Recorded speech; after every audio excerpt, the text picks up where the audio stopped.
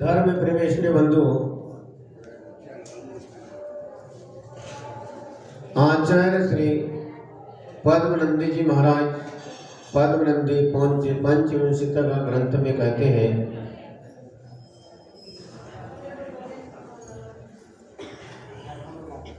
कि दान के बिना संपदा का कोई महत्व नहीं है, धन का कोई महत्व नहीं है। हमारे पास धन है, संपदा है, और यदि हम दान नहीं करते हैं तो संपदा किसी काम की नहीं होती है। और आगे कहते हैं कि वह देव कैसा जिसको स्त्री आदि को देखकर विकार पैदा होता है। वह देव किस काम का जिसके मन में स्त्री आदि को देखकर मन में विकार पैदा हो जाए, वह देव किसी काम का नहीं है। तथा वह धर्म किस काम का जिसमें दया ना हो।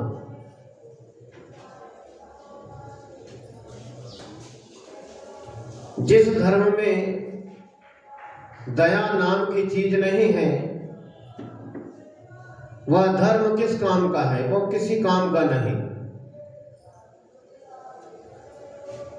और वह गुरु और वह तप किस काम का जिनके पास आत्मा का ज्ञान नहीं है, तत्वों का ज्ञान नहीं है, वह कोई काम का नहीं है। और वह संपदा किस काम की है जिसके होने पर भी हम चतुर्वेद संघ को दान नहीं दे पाते हैं। वह संपदा कोई काम की नहीं है जो चतुर्वेद संघ को दान न दिया जाए, किसी काम की नहीं है। धर्म की महिमा तो उसमें है कि हमारे पास तीनों जगत को वश में करने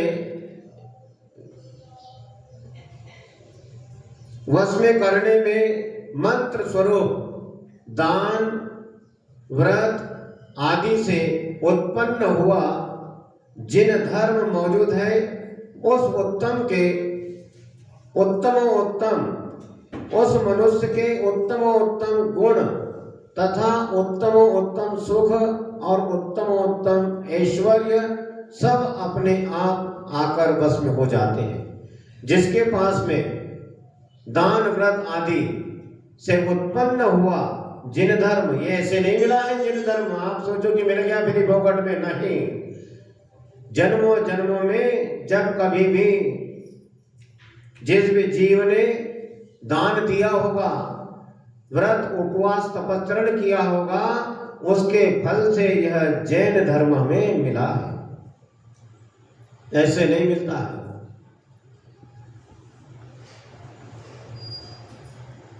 जब ऐसा हमारे पास उत्तम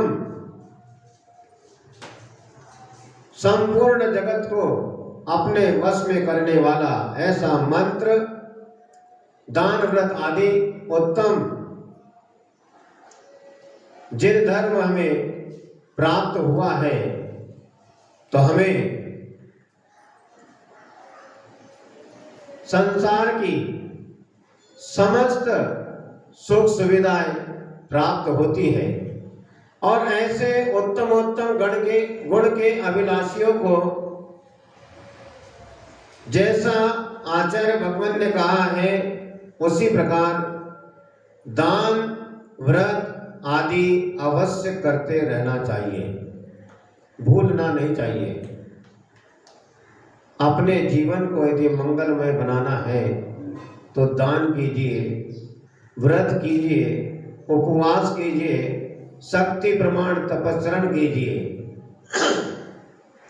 एक मनुष्य तो उत्तम पात्र दान से पैदा हुए श्रेष्ठ पुण्य का संचय करता है, और दूसरा मनुष्य धन संपदा का अच्छी तरह भोग करता है।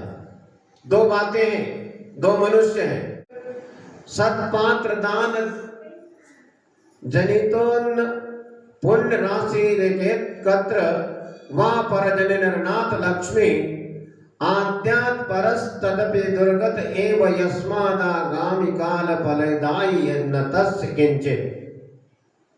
एक व्यक्ति चतुर्वेद संघ को दान देकर श्रेष्ठ उत्तम पुण्य का संचय करता है, और एक मनुष्य अपनी धन संपदा का अच्छी तरह भोग करता है, परंतु उन दोनों में दूसरा मनुष्य जो लक्ष्मी का भोग करने वाला है वह पुरुष दरिद्री होता है, गरीब होता है।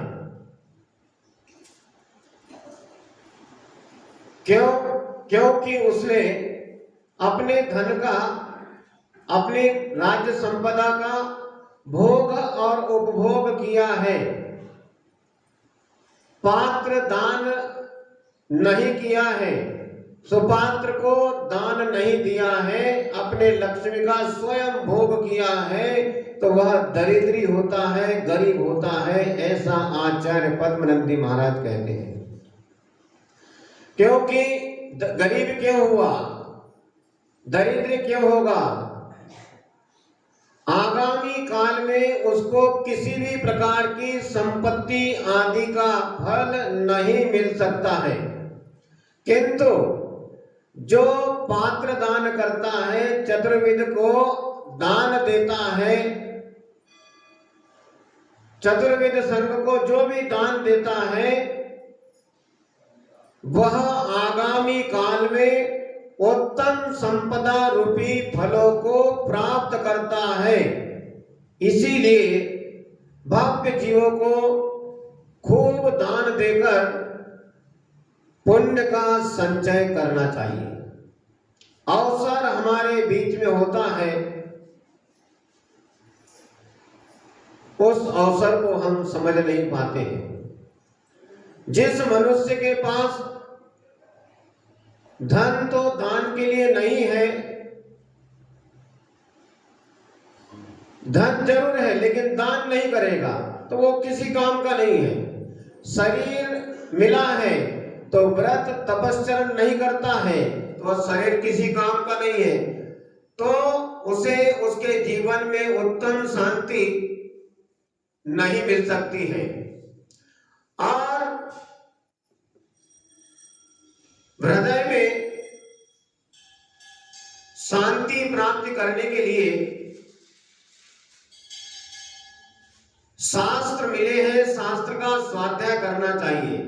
तो शास्त्र का स्वाध्याय भी नहीं करता है और पुण्य से जो धन मिला है उसका दान भी नहीं करता है, और पुण्य से शरीर मिला है तो उस शरीर के माध्यम से व्रत तपस्चरण भी नहीं करता है, तो उस मनुष्य का जन्म संसार के जन्म मरण आदि अनेक दुखों के भोगने का कारण बनता है और वह मरण को प्राप्त हो जाता है। जन्म मिला, मनुष्य पर्याय मिली, पुण्य से धन भी मिला, शरीर भी मिला और शास्त्र सुनने को भी मिल रहे हैं, उसके बावजूद भी हम उसका सदुपयोग नहीं करते हैं तो जीवन बेकार हो जाता है। जो व्यक्ति धन पाकर भी पात्र आदि के लिए दान नहीं देता है, उत्तम शरीर पाकर भी अच्छी तरह से व्रत उपवास आदि नहीं करता है, शास्त्र अभ्यास नहीं करता है, उस व्यक्ति का जीवन नाना प्रकार की खोटी गतियों में वह दुख भोगता है।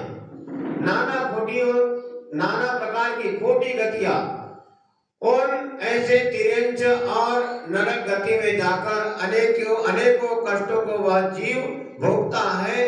और इतना ही नहीं, बार बार 84 योनियों में वह भ्रमण करते रहता है और दुखों को भोगता है। सुख का उसके जीवन में लेस मात्र भी अंत नहीं होता है। थोड़ी सी गलती कितने जन्मों जन्मों तक दुख देती है। इसीलिए कहते हैं कि समझ है क्या हमने साथ में लेकर आए थे और हम क्या साथ में लेकर जाएंगे, यहीं जाएंगे। तो ऐसी धन संपदा का, ऐसे उत्तम शरीर का हमें साधुओं की सेवा में, अपने बुजुर्गों की सेवा में, दीन दुखियों की सेवा में इस शरीर को लगाना चाहिए, उनकी सेवा करना चाहिए और चतुर्विध संघ को अपने धन में से कुछ अंश निकालकर उन्हें दान अवश्य देना चाहिए। नाना दुखों से, यानी नाना प्रकार के दुखों से यदि छुटकारा पाना है, जन्म मरण आदि नाना दुखों को यदि हमें भोगना है तो कोई बात नहीं। और यदि हम इसे ऐसे दुखों से छुटकारा पाना चाहते हैं तो उत्तम रीति से धन का सदुपयोग करते हुए उसका दान अवश्य करना चाहिए। ऐसा दुर्लभ मनुष्य जीवन फिर बार बार हमें मिलता नहीं है। यह मनुष्य शरीर बार बार मिल जाए इसकी कोई गारंटी नहीं है। संसार समुद्र से पार करने के लिए ये दुर्लभ मनुष्य भाव एक नाव की तरह है, एक पुल की तरह है। तो इससे हमें श्रेष्ठ तपस्चरण करना चाहिए। ऐसा शरीर मिला है तो हमें तप करना चाहिए, परंतु इस लोक में अरहंत तथा गुरु के पूजन तथा दान के उपयोग में न आने वाली तथा केवल कर्म बंध की ही कारण ऐसी विभूति की कोई आवश्यकता नहीं है। जिसमें कर्म ही बंद हो तो क्या करना है ऐसी विभूति का, ऐसे धन का जो हम देव शास्त्र गुरु की पूजन में नहीं लगा सकते हैं, दान नहीं कर सकते हैं, कुछ नहीं कर सकते हैं, मात्र उस धन की हम रक्षा ही करते रहते हैं। तो आचार्य भगवान कहते हैं कि जो जिस संपदा की, जिस धन की तुम रक्षा सुरक्षा करने में लगे हो, तुम उस धन संपत्ति के मालिक नहीं हो। मालिक तो वो होता है उस धन संपदा का धर्म कार्य में उपयोग करता है, घर परिवार में उसका भोग उपभोग करता है और न्याय नीति से धर्म का पालन करता है और उस धन संपदा का दान करता है। तो तुम उसके मालिक हो, और नहीं तो मात्र कोरे कारे आप उसकी रक्षा सुरक्षा करके कहते हैं कि हम इस धन संपदा के जमीन जायदाद के मालिक हैं। तो हम तो कहते हैं कि उसके मालिक नहीं, हम तो उसके नौकर हैं, क्योंकि हम उसकी रक्षा कर रहे हैं।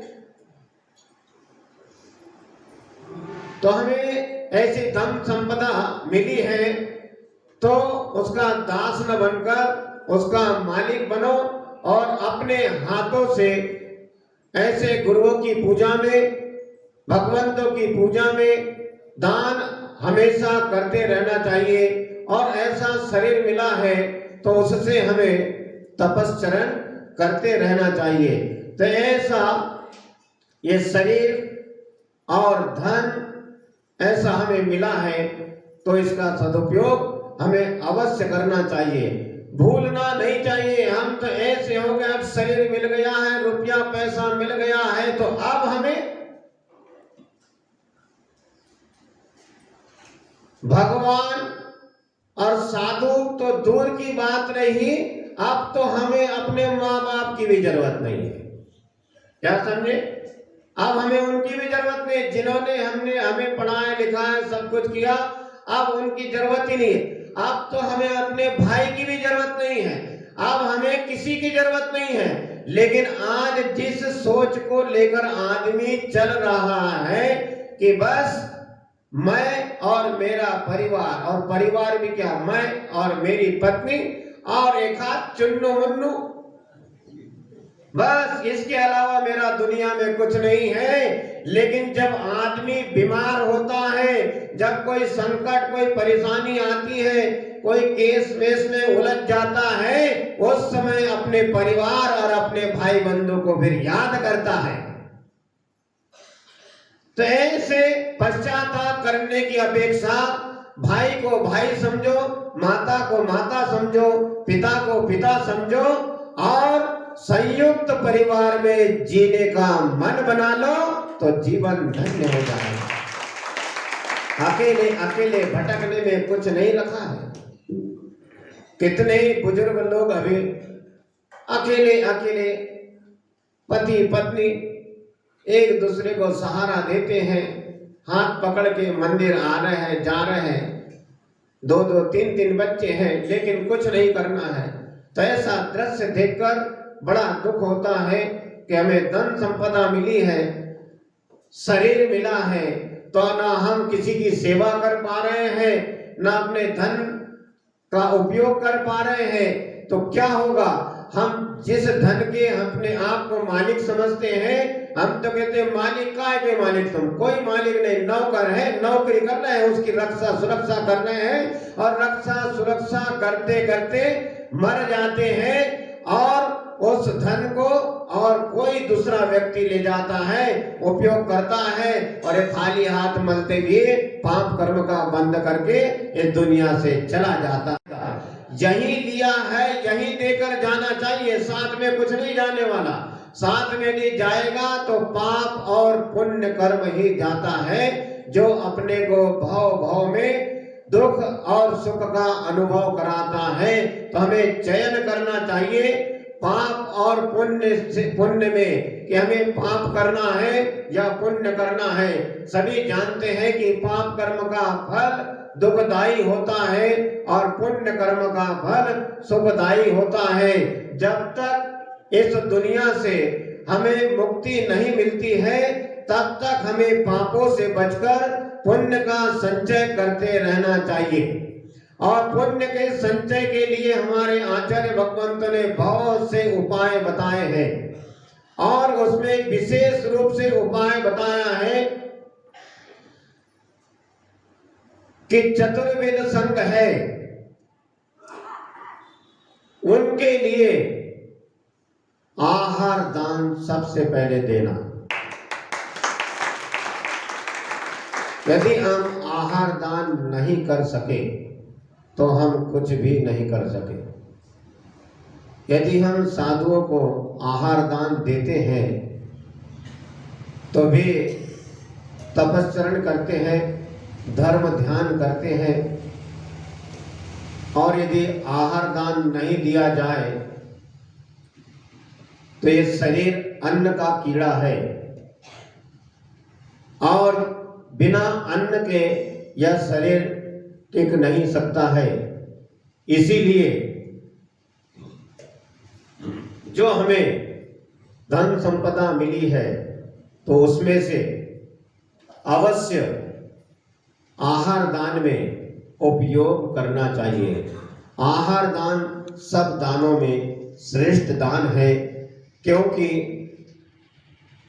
आहार के ऊपर ही साधुओं की साधना डिपेंड करती है।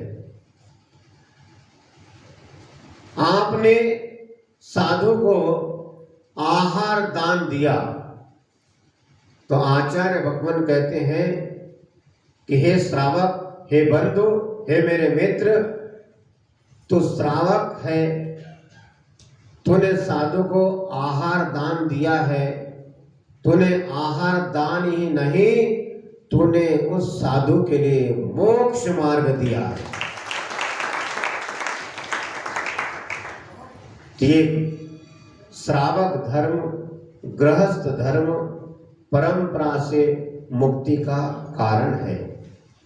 और कैसे, जब हम गृहस्थ धर्म का पालन करते हैं तो ये मुक्ति का कारण बनता है।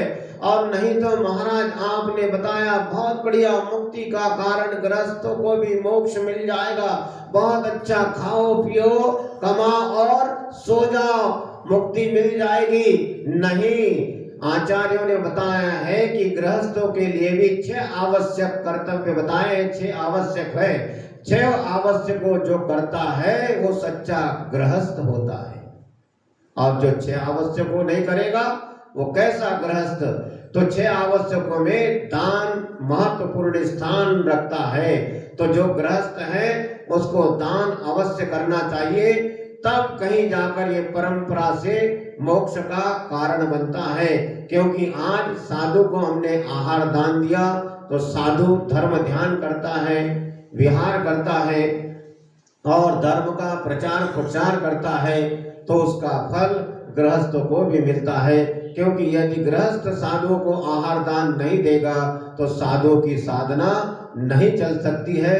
इसलिए साधु और श्रावक दोनों एक दूसरे के पूरक हैं। इसी बात को अपने ध्यान रखते हुए जो भी हमारे पास में हो, जितना भी है उसमें से ऐसा नहीं सोचना कि हम कुछ नहीं कर सकते, ऐसा नहीं। इतना तो पुण्य होता है कि कुछ न कुछ ऐसा कोई व्यक्ति है जो 1-2 महीने से भूखा हो, कोई एक हाथ जिसको भोजन ही नहीं मिला हो, खूब कोशिश की उसने लेकिन उसको भोजन ही नहीं मिला है। अरे हम तो कहते हैं ये ऋषभदेव भगवान ये भरत चक्रवर्ती के नाम पर इस देश का नाम भारत पड़ा है। ऐसे भारत में कोई भिखारी भी हो वो भी भूखा नहीं रहता है, उसको भी भोजन मिलता है। इसीलिए कहते हैं कि अपने पास जितना पुण्य से जो मिला है तो नहीं कुछ तो एक ग्रास तो साधु की अंजुलि में रखना ही चाहिए, जिससे श्रावक धर्म और मुनि धर्म की परंपरा निरंतर चलती रहे। यह हमारे हाथ में बड़ा सौभाग्य है, हम उसको भूलना नहीं चाहिए। यदि हम उसको भूलते हैं, कहते हैं कि नहीं क्या करना है, जिसका चौका लगा है वो उसकी जवाबदारी नहीं, जवाबदारी सभी की होती है। और साधु कभी भी अपने कर्तव्य से नहीं डिगता है। साधु को आप आहार दान दीजिए या ना दीजिए, वो अपने धर्म साधना करता है। जब कभी आहार नहीं मिलता है, मान के चलो अकाल पड़ गया है या दुर्भिक्ष फैला हुआ है या कोई दुर्घटना हो गई है या आंखों से दिखना बंद हो गया है या कानों से सुनना बंद हो गया है, अब पैरों में दम नहीं रही है, अब खड़े होके आहार नहीं ले सकते हैं, तो साधु इतना दमदार और इतना संकल्पी दृढ़ संकल्पी होता है कि संलग्न धारण कर लेता है और इस नश्वर शरीर का त्याग करके उत्तम गति को प्राप्त कर लेता है। तो इससे हमें सीखना चाहिए कि मेरे पास जो है मैं इसका मालिक नहीं हूं। ये यदि सोच लिया जाए तो बहुत बढ़िया पुण्य का संचय होता है। लेकिन हम क्या कहते हैं, हाथ से छोड़ना नहीं चाहते। नहीं, इतना तो हम नहीं कर सकते हैं, हम एक दिन चौका लगा सकते हैं भाई, हम 4 दिन नहीं लगा सकते हैं। अरे तो तुम 4 दिन भूखे रह के बताओ, एक दिन भोजन करो 4 दिन भूखे रहना है, ऐसे कैसे हो सकता है? अरे हम तो दिन में 4 बार खाने वाले हैं, तो दिन में 4 बार खाने वाले हैं तो कम से कम साधु को 1 बार आहार तो करा ही देना चाहिए। और ये सौभाग्य मिल रहा है, आगे समय कैसा आता है ये किसी ने नहीं देखा है। गिनती के साधु हैं, गिनती के, अभी जितने साधु हैं 1,500-2 हजार होंगे, बहुत ज्यादा से ज्यादा। अभी 2-3 साल पहले तो 1500-1600, तो कुछ बढ़ गए होंगे तो 1000-2000 साधु हैं। तो 1000-2000 साधु तो कितने गांव है, कितने श्रावक है, कितने जैन है आज भी, तो क्या साधु की सेवा नहीं कर सकते हैं? कर सकते हैं, लेकिन जुबान से नहीं कि हाँ करेंगे, नहीं। कथनी और करने में फर्क है। पुरुषार्थ करना चाहिए और ऐसे साधुओं की सेवा शुश्रूषा करनी चाहिए। और सबसे पहला प्रमुख कार्य वही होता है कि साधु को आहार दान अवश्य देना चाहिए। उसके बाद में ही अपने ग्रास में अन्न का ग्रास रखना चाहिए। आचार्य भगवान कुंद स्वामी कहते हैं वो सम्यक दृष्टि होता है। आज जो साधुओं को आहार दान दिए बिना, भगवान के दर्शन किए बिना ही भोजन करता है, वो मिथ्या दृष्टि होता है। तो हम मिथ्या दृष्टि है या सम्यक दृष्टि? सम्यक दृष्टि है। लेकिन साधु को आहार कितने लोग देते हैं? जिसने चौका लगाया है और कुछ उत्साही लोग जिनको आहार दान का महत्व जानते हैं, वे लोग दौड़े जाते हैं, नहीं आज तो आहार देना है। कहाँ? वसुंधरा कॉलोनी, वहाँ की वो पुष्पा बाई और सोनाटी का सोने घाटी, वहाँ की वो माई लोग, इतने दूर दूर से लोग। और कल देखो मायाबाई से चलते नहीं बनता, लेकिन मायाबाई भी पहुंच गई इतने दूर। एकता भाई जैसे तो श्रद्धालु भक्त लोग और हमारी पार्टी तो चलती है साथ में, भैया लोग निक्की है, मन्नू है, चुन्नू है, ऐसे बच्चे वाला पार्टी। तो ऐसे जो आहार दान का महत्व समझते हैं, देखो फ्री फोकट में, यानी फ्री फोकट ही बोलना चाहिए। जैसे आपने सुबह भोजन किया, शाम को भोजन किया, दिन में नाश्ता किया, दिन में 4 बार पानी पिया, तो काहे के लिए? इस शरीर को क्या पुष्ट करने के लिए? काहे के लिए? कौन से मैदान में कुश्ती लड़ने जाना है तुमको? नहीं। अरे इस शरीर में शक्ति है तो साधु की सेवा कर लेना चाहिए। उन्हें आहार दान नहीं कुछ कर सकते तो उनके साथ में जाकर उनका कमंडल पकड़, उनकी साथ में रास्ते में कहीं गंदगी है, कोई बात है, तो उनकी ये सब वैयावृत्ति में आता है। तो साधु की सेवा में तत्पर रहते हुए इतने भी काम कर लिए तो हमारा भला हो जाता है। और नहीं कुछ कर सकते हैं दुनिया में बड़े आलसी और प्रमादी लोग हैं, तो उनके लिए हम कहते हैं कि कुछ नहीं कर सकते तो कम से कम जहां साधु के आहार हो रहे हैं वहां पर जाकर देखकर अहो दानम, अहो दानम, अहो दाता, अहो पात्र, धन्य है साधु के आहार, ऐसे ही होते रहे, ऐसी मंगल भावना भालिए, उसका भी कल्याण हो जाता है। इसी मंगल भावना के साथ यही विराम लेते हैं। परम पूज्य गुरु आचार्य श्री उदार सागर जी महाराज की